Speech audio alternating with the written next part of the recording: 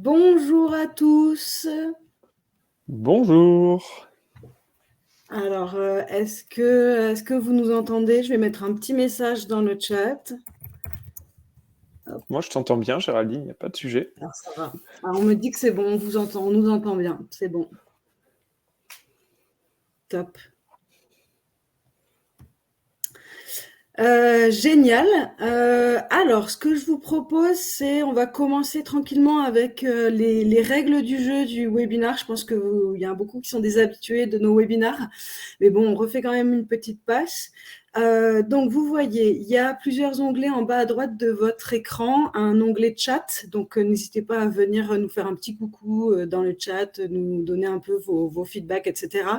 Si vous avez des questions, n'hésitez pas à utiliser l'onglet questions. C'est plus pratique pour nous. S'il y a beaucoup de questions, comme ça, on peut les trier, etc.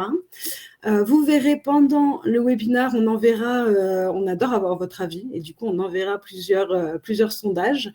Et voilà pour les règles du jeu.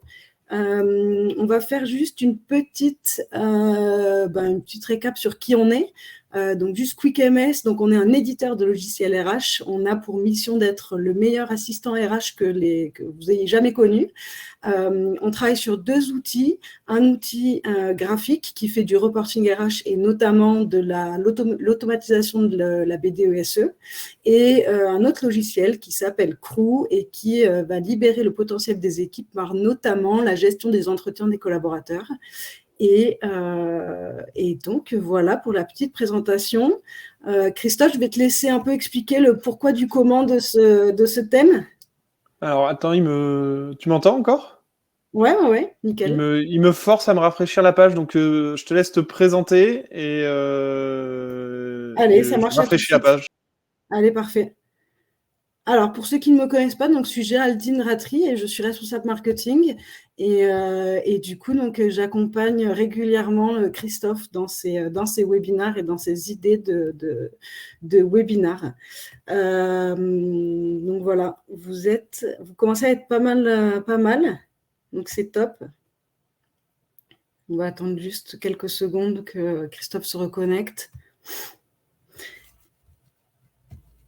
Et je suis là, et je pense que c'est parce qu'il y en a quelqu'un de chez QuickMS qui essaie de se connecter avec mon compte. Donc, on va essayer, j'espérais qu'il ne s'amuse pas. Donc, tu m'as présenté ou pas? Non, pas encore. Bah, tu étais en train de revenir, donc je te laisse te représenter. Moi, je suis Christophe, cofondateur et CEO de QuickMS. Je vais vous présenter notre troisième acolyte que vous attendez tous, qui est ChatGPT. Donc, regardez, je vous fais un partage d'écran. Voilà, ça c'est ChatGPT. Il va être avec nous tout le long parce que l'idée, quand même, c'est d'essayer de faire ce webinar en live et de lui poser les questions en live avec vous. Et la première question, c'est est-ce que vous avez déjà rencontré ChatGPT? Avez-vous déjà utilisé ChatGPT? Donc, je vais vous laisser répondre dans le chat. Oui, non, jamais. Je vois qu'il y a des gens Oui. qui sont déjà amusés, mais pas tout le monde.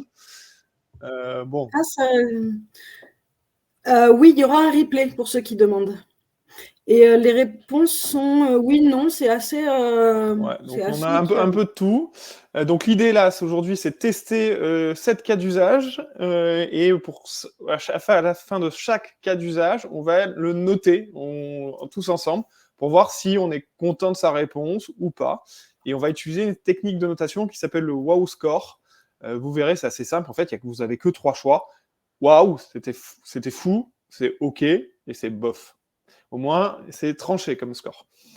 Allez, on y va sur ce premier use case. Donc, le premier thème, c'est plan d'action sur l'absentéisme. Donc, directement, on le chauffe.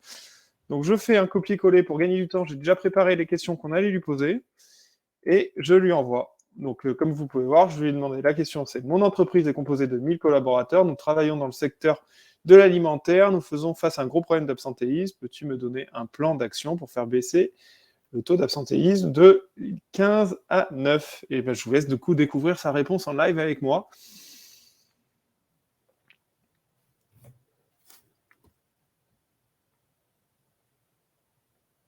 Alors, c'est très structuré comme réponse. Oui, donc il fait point par point. Donc on a un audit de la situation actuelle, une mise en place d'un programme bien-être, flexibilité des horaires, Qu'est-ce qu'on a? Encouragement de la communication, formation et sensibilisation, évaluation périodique. Donc après, continuer à piloter. Allez, on va le challenger un petit peu plus sur cette question en lui rajoutant un élément. On va lui rajouter l'élément sur les accidents de travail. Qu'est-ce que si on lui dit qu'il y a pas mal d'accidents de travail, qu'est-ce qu'il nous propose en plus? Donc il nous recommande refaire une évaluation. Il nous propose de mettre en place un programme de sécurité. Christophe, juste te coupe, désolé. Est-ce que tu peux mettre ton écran un peu en plus gros parce qu'a priori c'est un peu flou. Parce que là c'est mieux. Est-ce que c'est flou chez toi aussi, Géraldine? Alors là c'est moins bien. Tout à l'heure c'était un petit peu mieux. Tu peux un peu zoomer. C'est bon là? Et là c'est un peu mieux, ouais. Là c'est un peu mieux. Donc sur l'évaluation sur les accidents, donc il rajoute programme de sécurité, il remet le programme bien-être, toujours la flexibilité des horaires, voilà. Donc il a remis à peu près la même chose sur cela. Donc ce que je vous propose, c'est qu'on fasse une première évaluation. Alors peut-être que vous voulez lui poser une question. Est-ce que sur ces parties plan d'absentéisme, est-ce que quelqu'un a une suggestion? On peut prendre une suggestion et lui poser la question en live. Voilà, si quelqu'un a une idée pour le challenger un petit peu plus. Et sinon, on va où? Alors, qu'est-ce que me dit Mathieu? De paramétrer l'IA avant de lui poser directement la question. Ah, j'ai pas paramétré, je l'ai récupéré brut, Mathieu. J'irai regarder comment on peut paramétrer l'IA. En tout cas, là, j'ai pris un ChatGPT+, qui est sur la version légale. Alors, vous verrez, Lauriane, vous verrez, on va lui faire à la fin, dans le dernier use case, on lui fait générer un document. Enfin, on va lui faire générer des documents. Oui. Alors, bon, allez, on va passer sur le sondage. Du coup, Géraldine, je te laisse le lancer et après, on passera au. Donc, sur le plan d'action, qu'est-ce que vous avez trouvé? Donc, pour rappel, il nous a dit d'évaluer la situation, de rajouter un programme de sécurité, de mettre un programme bien-être, de mettre les horaires flexibles, encourager la communication, formation et sensibilisation et refaire des évaluations. Alors, on a une majorité de c'est OK quand même. Ouais, moi aussi, je pense. Grosse majorité. Moi, c'est ce que j'ai mis. J'ai mis c'est OK. On a 2 bofs. Alors, un ou score, hein, tiens, après, se compte par un waouh, c'est plus 1 point. Un bof, c'est moins 1 point. Et le c'est OK, c'est neutre. Et après, on fait la moyenne. Ça compte, ça nous donne un score. Et après, on fait la moyenne par rapport au nombre de répondants. Donc, ça fait là à peu près, si on a à peu près 2, parce qu'on a 4 waouh et 2 bofs sur 28. Donc, on est à pas beaucoup, hein, à 5-10% de waouh sur cela. Alors, je vous propose qu'on attaque le sujet 2. Le sujet 2, c'est courrier. Est-ce qu'on peut lui demander d'écrire des courriers à ChatGPT? Donc, je vais préparer un petit texte. Alors, je vous avais fait je ne sais pas si vous avez vu sur LinkedIn, j'avais fait un petit teasing sur une validation de période d'essai. Là, je lui demande d'écrire une lettre de convocation pour Monsieur Aubry-Lecomte, qui est moi, à un entretien, en vue d'un entretien pour une rupture conventionnelle. On va voir ce qu'il écrit.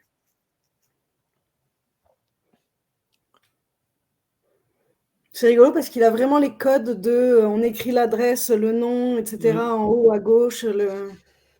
Voilà, et donc là, il m'a écrit un courrier assez standard. Vous voyez qu'il s'est loupé sur mon nom, parce que je suis. Alors, là, il a bien écrit mon nom, mais après, il écrit mal mon nom.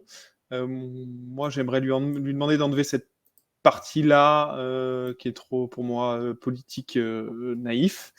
Et donc, on va le challenger un peu en lui demandant de compléter et de mieux travailler sa réponse.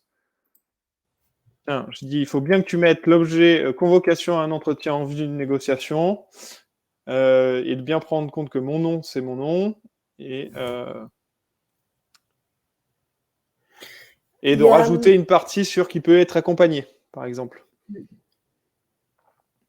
Donc, il a bien géré l'objet, il s'est encore trompé sur mon nom et il rajoute bien que normalement...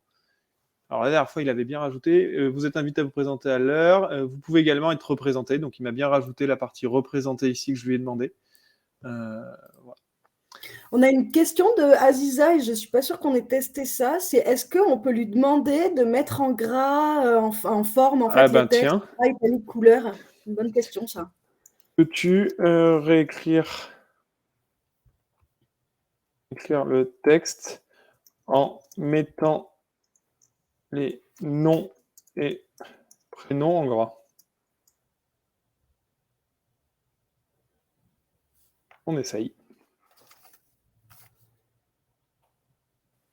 Il n'a pas fait le gras. Il n'a peut-être pas compris. On y va. Du coup, je vous propose, s'il n'y a pas d'autres questions sur cette gestion du courrier, qu'on se refasse un petit wow score sur cette notion-là, courrier. Allez, Géraldine, je te laisse, c'est parti. Ça va. Moi, je mets un, c'est OK. Pour moi, hein, ma vision perso là-dessus, c'est que, en fait, ça peut vous aider à préparer les courriers, mais ça ne va pas être plus efficace que si vous avez déjà des modèles préconstruits. Donc, peut-être pour la création d'un premier modèle, ça peut être bien, mais ça va être quand même beaucoup plus rapide d'aller remplir un modèle par des trous que vous avez que de demander à ChatGPT de vous réécrire le modèle. Puis en plus, en matière juridique, il n'arrive pas forcément à tout prendre en compte. Qu'est-ce qu'on a du coup sur cette partie courrier? Mais c'est rigolo, c'est égalité entre c'est OK et bof. Ouais, le bof, on voit que quand même le courrier, c'est moyen. Ça a Ouais. été plus apprécié sur ça. Donc là, on a plutôt un wow score négatif, quasiment de 50%. Donc de moins 50% sur la partie courrier. Use case suivant, Géraldine, on y va. Alors, le use case suivant, si je ne me trompe pas, on part sur recherche juridique. Alors, est-ce qu'on peut lui demander de faire des recherches juridiques? Donc, la question, c'est pourrais-tu me donner le salaire minimum pour un cadre de la convention Syntec coefficient 1.2? Alors après, il faut savoir que ChatGPT a été programmé jusqu'en décembre 2021, je crois. Donc, oui, mais normalement, il a quand même les salaires. Donc, il dit qu'il ne peut pas. Il nous recommande de quand même d'aller voir la convention Syntec pour obtenir des informations plus précises sur les salaires minimaux légaux. Donc, est-ce que j'avais prévu un challenge pour lui? Non, sur cette partie-là, je crois que je n'avais pas demandé de challenge. Donc, voilà. Moi, ce que je trouve, donc le sujet, est-ce que vous voulez le challenger sur une question de recherche juridique? Tiens, allez. Est-ce que quelqu'un a une question? On peut le challenger en live tous ensemble. je sais qu'on a des avocats dans la salle. Ah bon? Je vous vois. Je crois qu'il y a Coralie qui était. C'est Coralie? Ah oui, il y a Coralie. Coucou Coralie. Coralie, on lui pose quoi comme question? Coralie, c'est l'avocate de chez Capstan avec qui elle anime l'actualité sociale avec nous.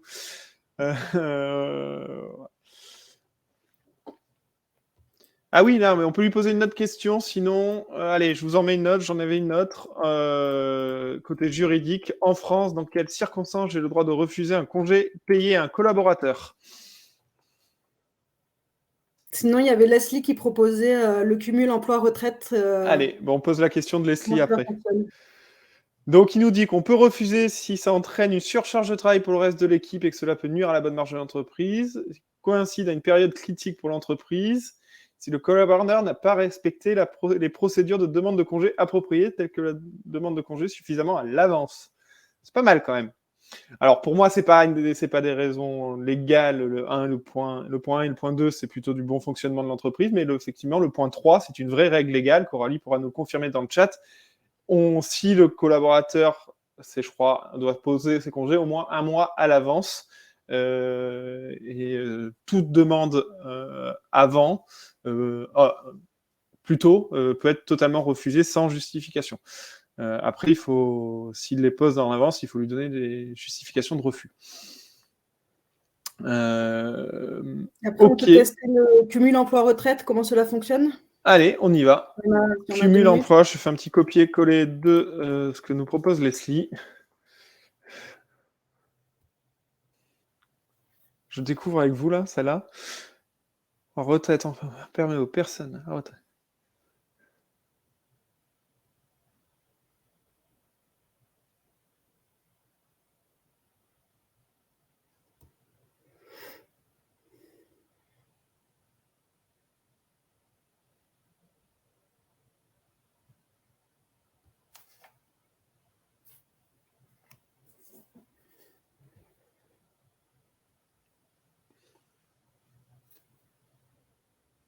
J'ai un doute sur la limite de salaire.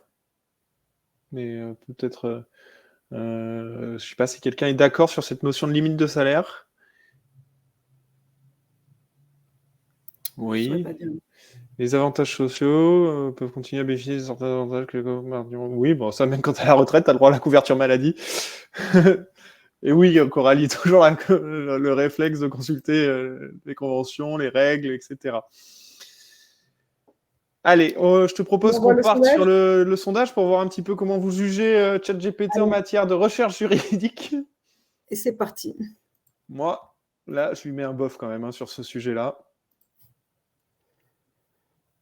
Bah, il y a Ouais, beaucoup de bof. là, il se prend un gros bof. Ouh là, il se prend des bofs. Hein. Le pauvre.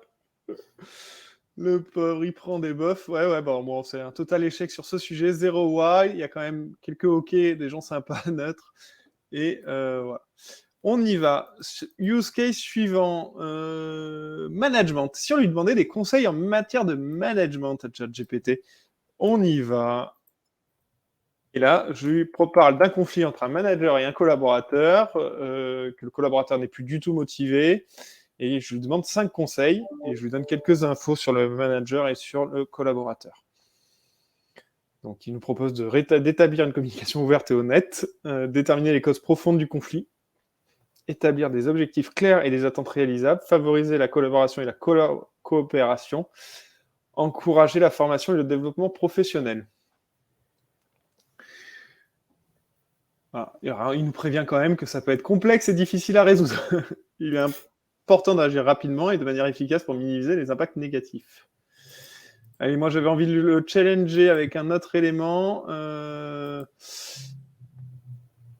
Alors, il est où mon... Ah, j'ai perdu ma note. Je vais le challenger. J'ai oublié ma note, mais j'avais prévu de le challenger en lui disant sache que le collaborateur est régulièrement absent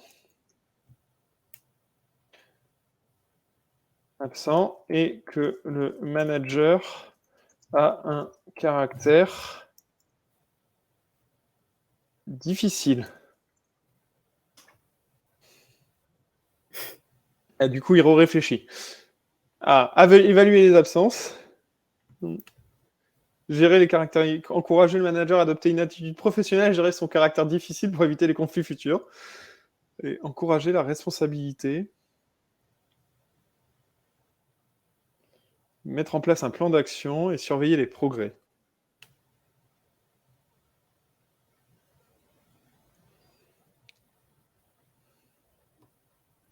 Alors, sachez que si vous vous donnez encore plus d'informations sur les caractères, sur les personnes, il va adapter son discours en fonction des informations que vous lui donnez. Hein. Je ne sais plus qui le disait dans le chat, mais plus on lui donne d'informations et plus il s'adapte. On se fait le petit sondage là-dessus, sur cette partie Allez, management. Yes, je l'envoie.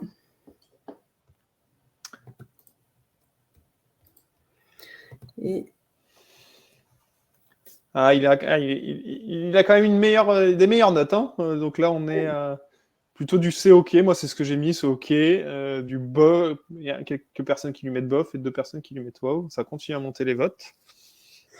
Et on a une question de Louise. ChatGPT peut-il proposer des outils de GPEC?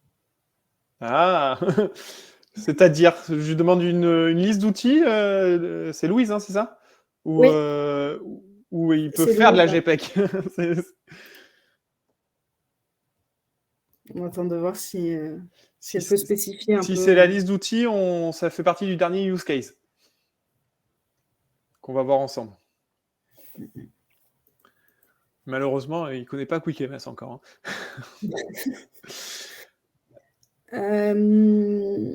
On le regarde à la fin, dans le dernier use case. Donc, on passe au use case suivant sur les statistiques. Géraldine, on va lui demander si on peut faire des statistiques. Alors, Louise a spécifié, c'était plutôt une liste d'outils, donc c'est ça. Donc, ouais. On lui demande des statistiques. Peux-tu me donner l'évolution du taux de turnover en France sur les 10 dernières années? Ah, ça, il n'y arrive pas. Je n'ai pas accès à des données en temps réel sur l'évolution du taux de turnover.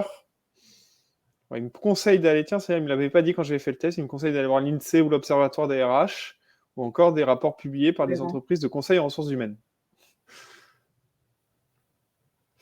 Voilà. Et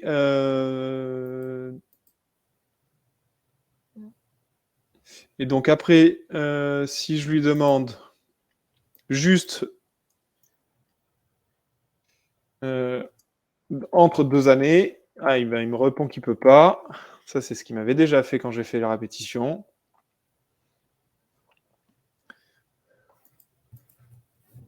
Si je lui demande une statistique bateau comme celle-là, il me répond. Vous verrez, hein, que si vous vous mettez à l'utiliser, il est très redondant. Il vous répète souvent la même chose. Mais voilà, il me donne quand même une info, il me dit entre 10 et 15%. Bon, c'est assez large comme fourchette. Et sur les statistiques, j'ai un dernier challenge à lui envoyer. On va voir ce qu'il répond. Le dernier challenge, je lui demande 10 statistiques.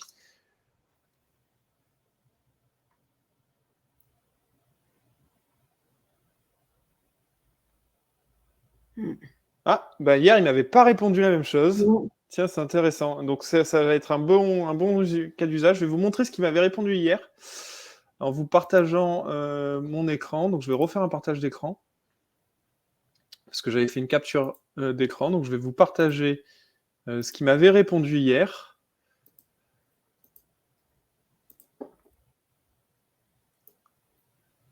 ne sais pas si vous le voyez bien. Et hier, je lui avais posé exactement la même question. Ouais. Est-ce que Et il tu peux m'avait zoomer un répondu. petit peu plus peut-être pour qu'on voit un petit peu mieux? Je vais essayer. Ah, voilà, C'est c'est bon bon. comme ça?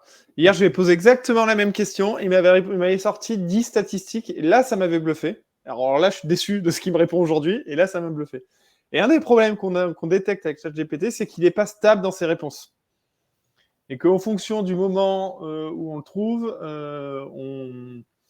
et au moment où on lui pose, on ne va pas avoir les mêmes réponses. Et donc, c'est assez complexe d'avoir de la fiabilité. Voilà. Alors, quand vous arrivez à lui faire sortir ce type de chiffres, alors je pense que là, pour le coup, il ne se trompe pas parce qu'il vous donne bien la source de l'INSEE, etc. à chaque fois. C'est bluffant, mais voilà, le danger. Et alors, il y a Mathieu dans le chat qui arrive très bien a priori, à murmurer à l'oreille de ChatGPT puisqu'il a réussi à sortir les statistiques sur les 10 dernières années de Il a posé quoi comme... turnover. Ben justement, C'est quoi la question de Mathieu? justement, je pense qu'il est en train de répondre. Et on avait une question de Louise aussi. Peut-il proposer des formations sur les métiers à proximité de l'entreprise? On pourra demander. Ouais, on la garde à la fin. On se la garde Ouais. en question de fin. Toute une question de paramétrage et de conditionnement. Bah Mathieu, du coup, on va vous envoyer, vous allez venir sur scène avec nous, hein, parce qu'apparemment, on a un expert qui est meilleur que nous à ce sujet. Mais je vais le travailler, ce paramétrage et ce conditionnement.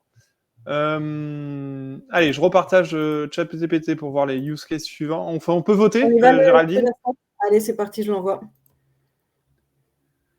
Je vois que Mathieu, il nous guide comment utiliser. Donc, merci Mathieu, en tout cas. Moi, je suis partagé quand même sur le sujet.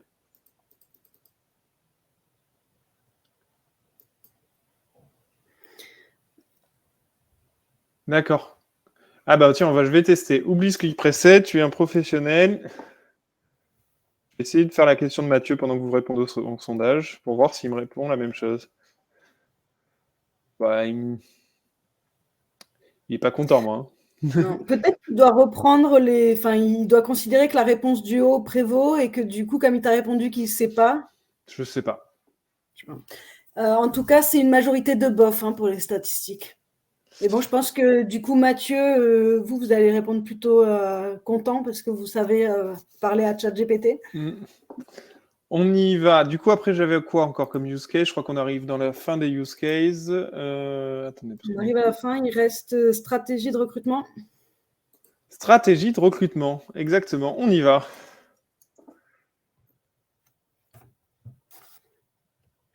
Je dois recruter 4 développeurs seniors avec des compétences sur Symfony. Établis-moi une stratégie en incorporant les réseaux sociaux comme LinkedIn, par exemple. Alors, qu'est-ce qu'il me raconte? C'est bon, vous voyez bien, parce que comme j'ai tout changé. Ouais. Alors, au revoir Kim, et voilà, vous avez accès au replay, vous pourrez reprendre la suite, et si vous voulez voir les autres use cases, ça sera avec plaisir. Qu'est-ce qu'il nous propose? Donc, définir les critères, ça c'est assez simple, utiliser les réseaux sociaux professionnels, tels que LinkedIn, diffuser l'offre d'emploi auprès d'un large public, Créer une offre d'emploi attrayante, élaborer une offre d'emploi attrayante, voilà. Utiliser des sites d'emploi en ligne, participer à des événements de l'industrie, évaluer les candidats, organiser des entretiens. Ouais, c'est assez classique. Hein. J'envoie le sondage. Est-ce que quelqu'un veut le challenger sur cette stratégie de recrutement ou on envoie le sondage? Mathieu a peut-être une idée, vu que Mathieu, si vous avez une idée pour mieux poser la question.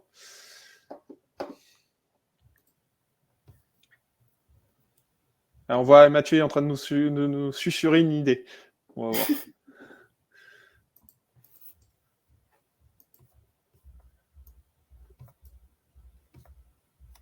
Il faut prendre un peu plus de temps. Allez, on va avancer. Ça marche. J'envoie le sondage du coup? Ou on attend encore? Il faut lui demander de nous poser des questions avant de nous répondre. Ah, attends, on va essayer. Je souhaite mettre en place une stratégie de recrutement.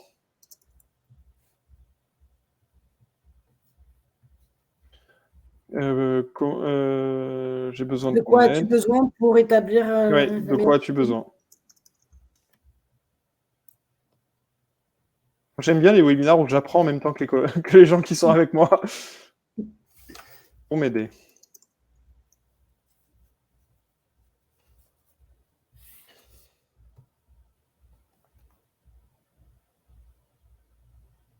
Ouais, ça, je lui avais répondu. Ouais. J'avais plus ou moins répondu. Allez, le sondage, qu'est-ce qu'il dit, du coup, Géraldine? Alors, hop, je l'envoie. Ah, tu l'avais pas envoyé? Non, je l'avais pas envoyé, désolé. Il est parti, là. Pour moi, ouais, je pense que moi, j'ai mis bof, et je vois que la tendance est plutôt au bof. Hein. Ouais. Ouais, la tendance est très au bof. Il va y avoir un wow score négatif sur le sujet. Et on va passer. C'était qui? C'était Leslie qui nous avait posé la question sur la liste de logiciels. Il me semble, oui. Donc allez, on passe sur le dernier use case, un aide au choix. Est-ce que ChatGPT peut être un aide au choix? Donc on va d'abord lui poser la question. Ok, peux-tu construire un tableau où ces critères... Ah, pardon, je me suis trompé.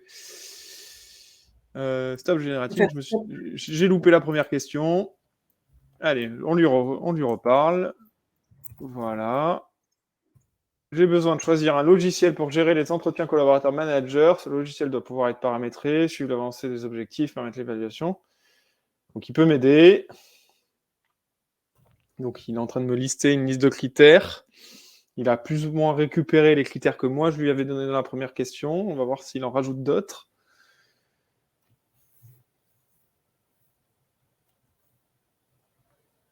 Interface. Ah, il me rajoute l'interface utilisateur, l'assistance et le support, le coût. Il me propose le coût en plus, les notes des utilisateurs. C'est intéressant. Donc il allait rajouter des critères que je n'avais pas envisagés. Après, je vais lui demander, ok, peux-tu construire un tableau où ces critères seraient présents et chaque logiciel serait évalué en ligne? Alors là, bizarrement, il me confond ligne et colonne.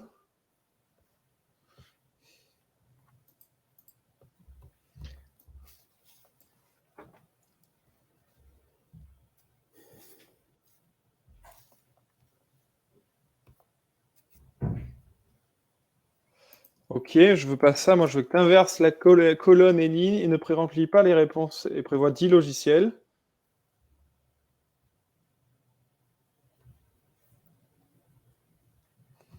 Ah, bonne question. Mathieu me pose la question s'il est capable de générer le tableau en Excel. Ah, ben on y arrive. Le use case est un peu long sur celui-là.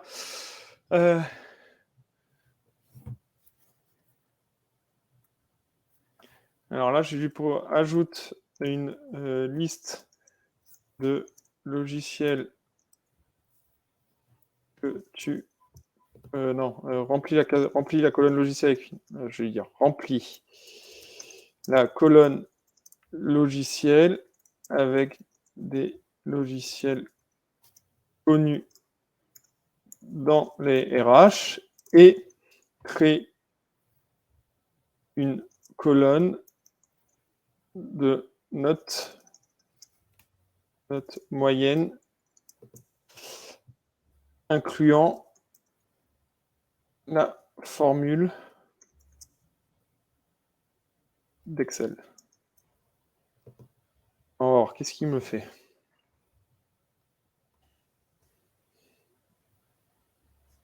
Et c'est parti. Bah, du coup, on va apprendre un truc à Mathieu. Il nous a appris plein de trucs, mais... Là, alors, c'est un petit peu... Il faut que je décale un peu ma fenêtre. Je vais essayer de vous le faire, mais...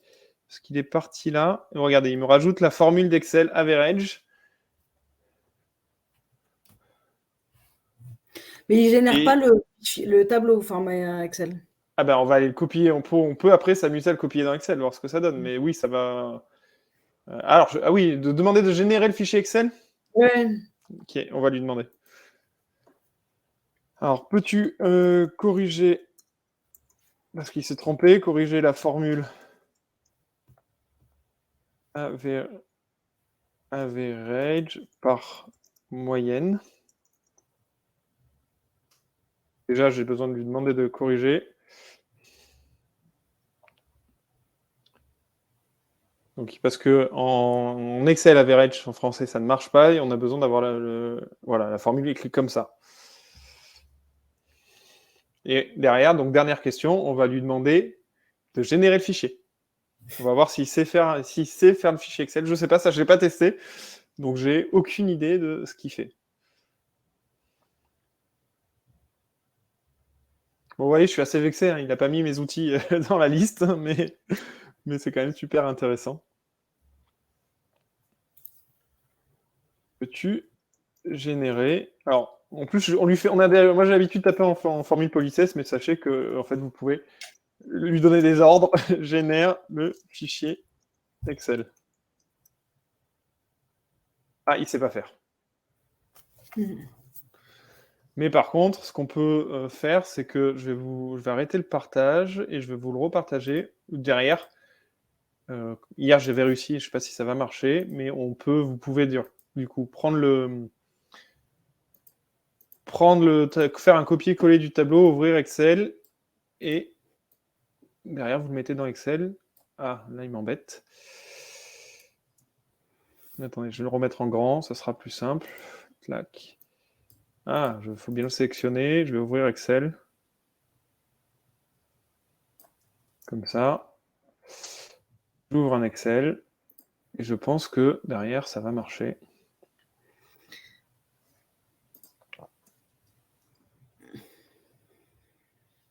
Voilà. Et là, si je commence à mettre des notes, 5, 2, 3, vous voyez, ça marche.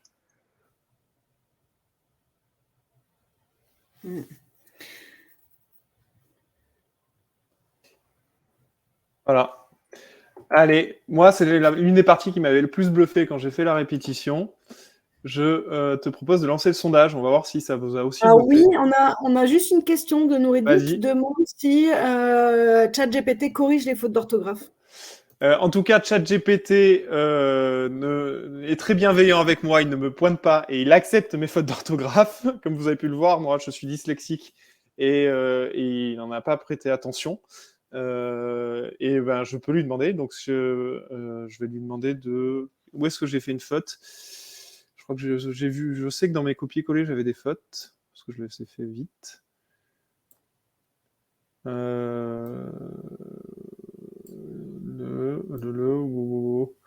Là, je dois avoir des fautes, c'est sûr, vu que je ne me suis pas relu.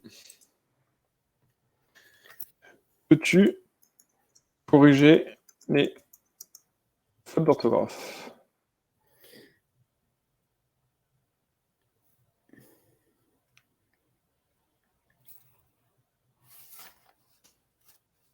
On va voir s'il sait faire. Je sais pas. Alors, qu'est-ce qu'il me dit? Il faut que je redescende.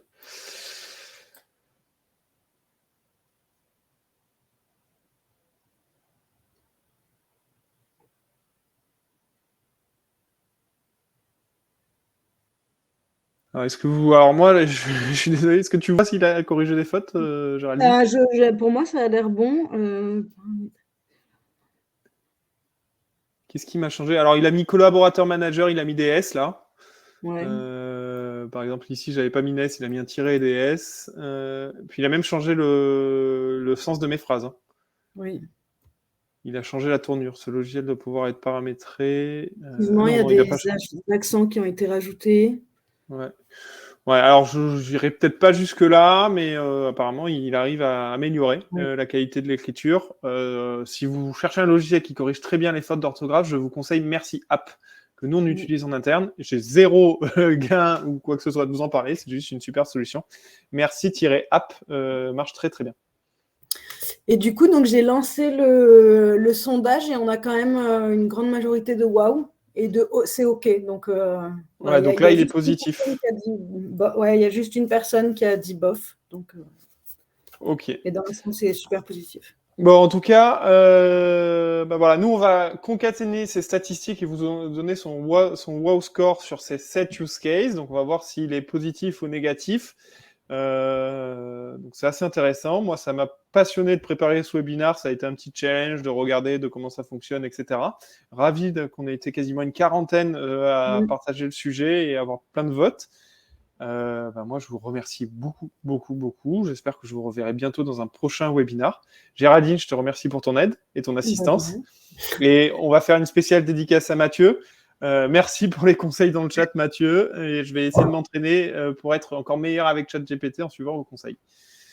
Et juste, je fais un petit moment pub. On a un webinar sur le offboarding la semaine prochaine. Voilà. Donc, est-ce que tu peux mettre le lien peut-être pour que les gens s'inscrivent? Donc, on invite Mathilde Lecos, qui est la DRH de Mazars, qui a une supervision de offboarding. Vous savez, Mazars, c'est une société d'audit et de conseil, et ils ont beaucoup de turnover. Et donc, pour eux, c'est très important de bien gérer le offboarding, d'avoir sa vision. C'est super intéressant. Voilà. Et voilà. J'ai mis le lien. Merci à tous. C'était top. Et puis à bientôt. Allez, bonne journée. Au revoir. Au revoir.